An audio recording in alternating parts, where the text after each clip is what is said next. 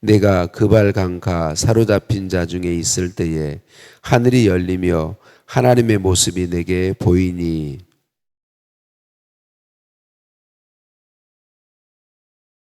갈대아 땅 그발 강가에서 여호와의 말씀이 부시의 아들 제사장 나 에스겔에게 특별히 임하고 여호와의 권능이 내 위에 있으니라.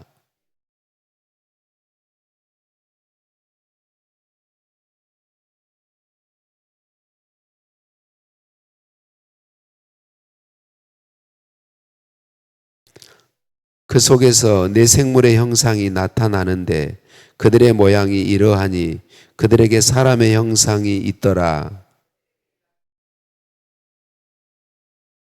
그들의 다리는 곧은 다리요 그들의 발바닥은 송아지 발바닥 같고 광낸 구리같이 빛나며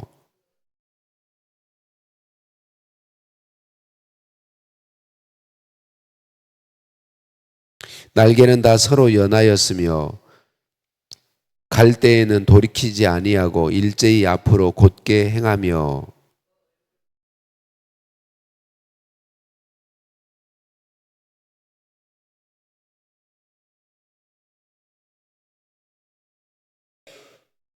그 얼굴은 그러하며 그 날개는 더럽혀서 각기 둘씩 서로 연하였고 또 둘은 몸을 가렸으며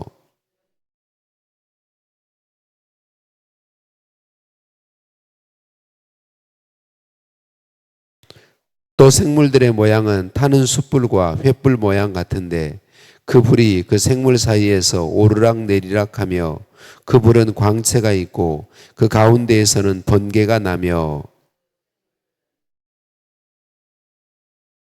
아멘. 인사 나누십니다. 사랑을 축복합니다. 사랑을 축복합니다. 할렐루야. 우리를 사랑하신 하나님께 찬양과 감사를 올려드립니다.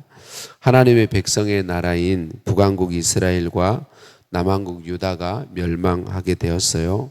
북왕국 이스라엘은 아수르라고 하는 나라에 의해서 멸망하였고 남왕국 유다는 바벨론에 의해서 멸망했어요.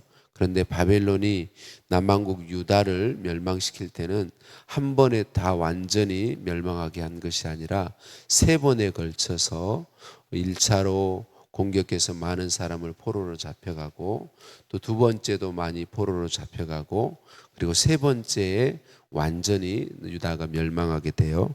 근데 이 에스겔은 바로 두 번째 바벨론이 공격해서 포로를 잡아갈 때 여호야긴 왕과 함께 포로로 잡혀간 백성 중에 이 에스겔이 들어있어요.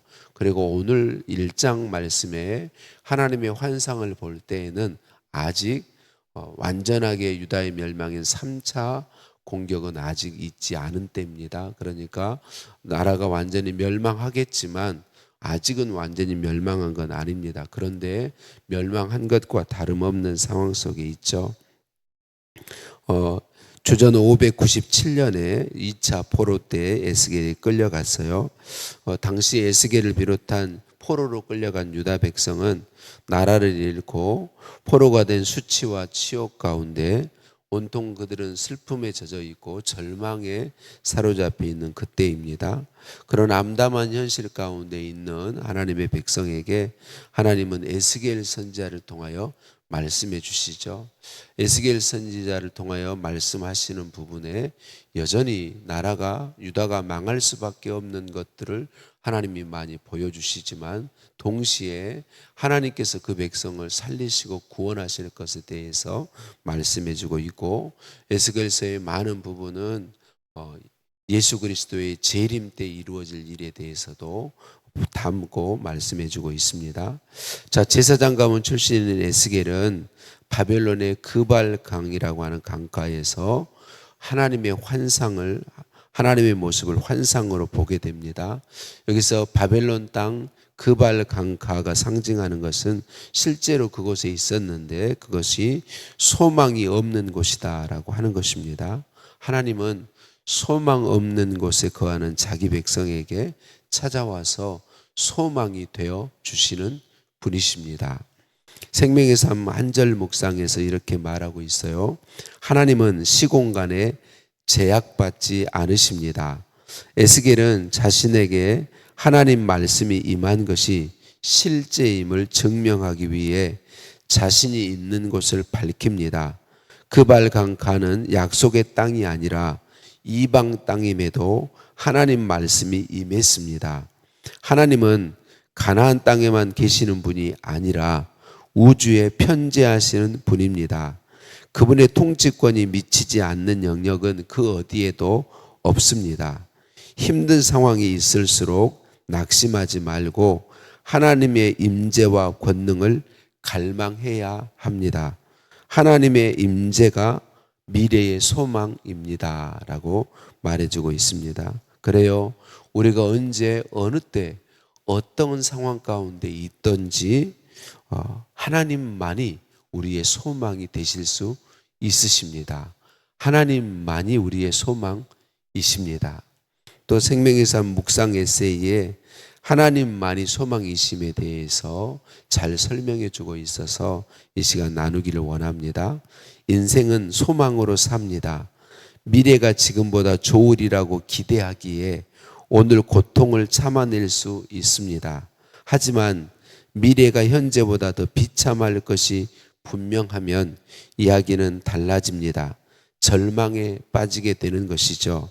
이때 생각할 것은 하나님 안에 우리가 바라는 모든 것이 있다는 진리예요. 다른 소망은 잠시 눈앞에 있다가 사라져요. 하나님 한 분만이 참 소망이세요. 영원한 생명, 죄사함, 권능, 풍요로움, 아름다운 꿈이 하나님께 있어요. 하나님은 절망 가운데 있는 사람들에게 찾아오셔서 말씀하세요. 너희가 그렇게 찾는 길, 진리, 생명, 그리고 모든 좋은 것은 내 안에 있다. 내게서 나온다. 그러니 내가 곧 길이요 진리요 생명이다. 내가 원하는 것들을 나에게서 찾아라. 변하지 않는 사랑, 능력들을 다른 데서 찾지 말고 내게서 받아라 라고 말씀하십니다. 우리에게 가장 큰 저주는 하나님 없어도 사는데 전혀 지장이 없다고 생각하게 하는 겁니다.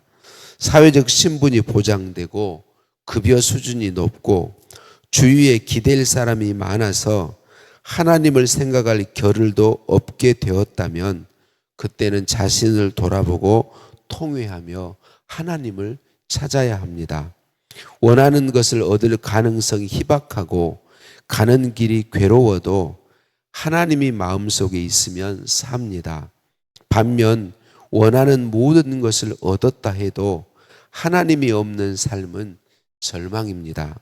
세상 무엇으로도 대처할 수 없는 하나님이 계셔야만 소망이 있음을 기억하세요 라고 말해주고 있습니다.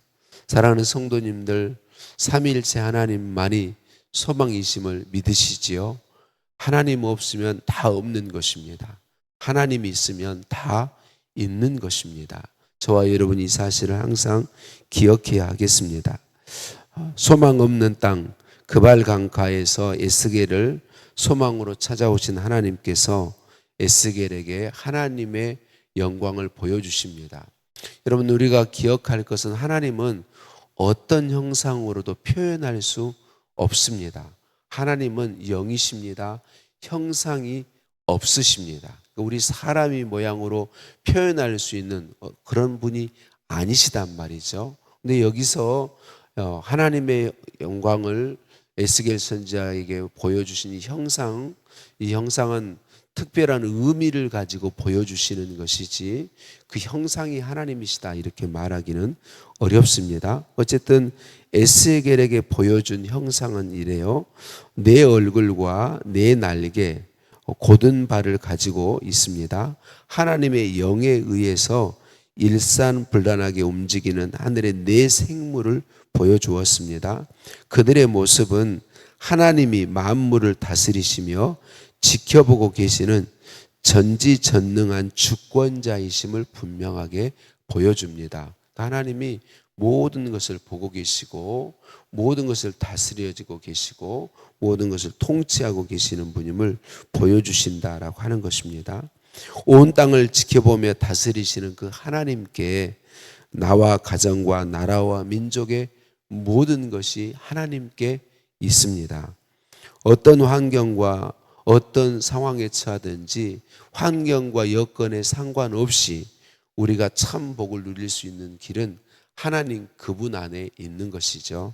하나님이 내 삶의 주인이시고 내 삶을 통치하고 계시고 내 삶을 책임져 주시는 분임을 인정하고 그분께 내 삶을 온전히 맡겨드리면 우리는 참 평안을 누릴 수 있고 어떤 환경에서든지 예수님이 만족이 되어 주시는 이 복을 누릴 수 있습니다. 우리가 예수님 믿고 살면서 힘든 것은 어려운 일이 부딪혀 오기 때문에 힘든 것이 아니라 여러분 그 삶 속에 하나님이 내 모든 삶을 책임지고 계시고 주관하고 계시다는 사실이 우리에게 잘 믿어지지 않기 때문에 그렇습니다. 그래 우리의 연약함이죠. 근데 우리가 정말 하나님이 내 삶을 온전히 통치하고 계시고 내 삶이 하나님 그분의 다스림 안에 있다는 사실이 온전히 믿어지면 우리는 어떤 일을 만나도 우리 연약함 때문에 두려움이 밀려오기는 하지만 그것 때문에 절망하지 않습니다. 나를 책임져 주시고 이 삶을 통해서도 선을 이루어 주실 하나님을 믿기에 감사하며 믿음의 길로 걸어갈 수 있는 것이죠. 이스라엘 백성들이 포로로 끌려가서 고통 중에 아무런 소망도 없는 중에 하나님은 그들에게 임하셔서 지금 나라가 망한 그 상황이 하나님의 주권에서 멀어져 있는 상황이 아니라 벗어나 있는 상황이 아니라 하나님의 통치와 다스림 안에 있다는 사실을 하나님은 보여주고 계신 것이죠. 그래서 나라가 망하고 포로로 끌려가고 노예로 사는 절망적인 상황 가운데 있어도 하나님만을 바라보고 하나님을 신뢰하고 살면 거기에 소망이 있고 하나님께서 70년이 차면 포로에서 돌아오게 할 것이고 약속하신 구원자를 보내줄 것이고 하나님의 놀라운 역사를 영원히 누리게 하실 것입니다. 그래서 하나님을 온전히 바라보도록 말씀하고 있는 것이죠. 사랑하는 성도님들, 우리의 삶에 어떤 작은 것도 아주 작고 사소한 것도 하나님의 통치와 다스림에서 벗어나 있는 것은 없습니다. 사단 마귀가 우리를 미혹하고 공격하는 것도 하나님이 심판 때까지 허용하고 있기 때문에 가능한 것이지 사단이 힘이 있고 권능이 있어서 그렇게 하는 것이 아닙니다.